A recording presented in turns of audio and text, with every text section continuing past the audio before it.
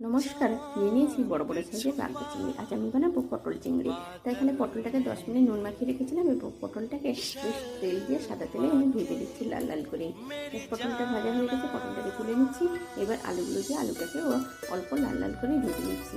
আর এদিকে মশলার জন্য নিয়ে নিয়েছি আদা, রসুন, গোলমরিচ আর কয়েকটা লবঙ্গ। বেশ কড়াইতে সরিষার তেল দিয়ে অল্প গোটা জিরে, একটা শুকনো লঙ্কা, পেঁয়াজ কুচিটা লাল লাল হয়ে গেছে, বেটে রাখা মশলাটা দিয়ে কষিয়ে নিলাম। পরিমাণ মতো হলুদ গুঁড়ো, লঙ্কা গুঁড়ো, স্বাদ মতো লবণ দিয়ে অল্প নাড়াচাড়া করে নিয়েছিলাম। এবার টমেটো কুচিটা দিয়ে অল্প জল দিয়ে ঢাকা দিয়ে দিচ্ছি। টমেটোটা সেদ্ধ হয়ে গেলে খুব বেশ ভালো করে ভেজে দিচ্ছি।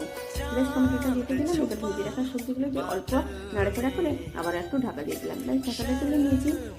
এবার নাড়াচাড়া করে দিয়ে দিলাম ভেজে রাখা চিংড়িগুলো। বেশ আবারও কিছুক্ষণ নাড়াচাড়া করে পরিমাণ মতো জল দিয়ে ঢাকা দিয়ে বেশ সেদ্ধ হয়ে গেছে। ব্যাস এইবার নামানোর আগে দিয়ে দিচ্ছি অল্প গরম মশলা গুঁড়ো। তা রান্নাটা হয়ে গেলে এবার নামিয়ে নিয়েছি। তবে ভিডিওটি কেমন লাগলো কমেন্ট করে জানাবেন। সুস্থ থাকুন, ভালো থাকুন।